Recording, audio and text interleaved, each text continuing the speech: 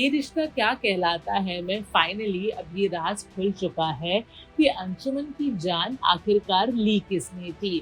तो काफी एपिसोड से ये समझ में आ रहा था कि या तो अंशुमन की जान क्यारा की गलती की वजह से गई है, यानी कि क्यारा जो ड्रग्स ले रही थी वो गलती से अंशुमन की कॉफी में मिक्स हो गया था।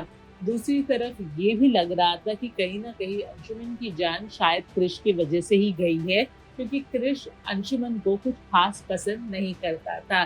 स्पेशली अंशुमन ने जब से उसके साथ बिजनेस डील्स करना बंद कर दिया, तब से तो क्रिश और भी रूठा रूठा रहा अंशुमन से। कहीं ना कहीं अरमान को डाउट था कि कहीं ना कहीं क्रिश ने ही अंशुमन को मारा है। लेकिन अब आने वाले एपिसोड में ये रिवील हो जाएगा कि क्रिश ने नहीं, क्यारा ने ही ली है अंशुमन की जान। दरअसल होता ये है कि क्यारा को जो ड्रग सप्लाई करता है वो उस दिन उसी कैफे जाता है जहाँ पे ऑलरेडी अभीरा और अंशुमन मौजूद होते हैं। गलती से ड्रग्स का एक पैकेट उस बाउल में चला जाता है जहाँ पे शुगर के पैकेट्स होते हैं।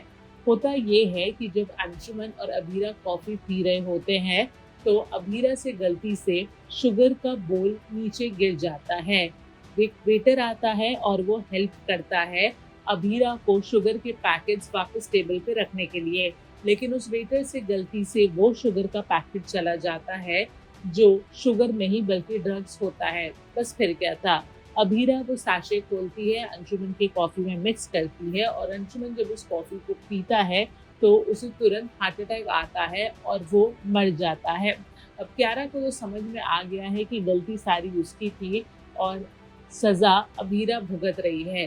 क्यारा चाहती भी है कि वो ये गलती सबके सामने एक्सेप्ट करे, लेकिन जो लड़का क्यारा को ड्रग सप्लाई कर रहा था वो ये बात भी जानता है कि अगर क्यारा अपनी गलती एक्सेप्ट कर लेगी तो कहीं ना कहीं क्यारा को भी सजा होगी ही होगी, लेकिन उसका भी पोल खुल जाएगा और उसे भी सजा हो सकती है।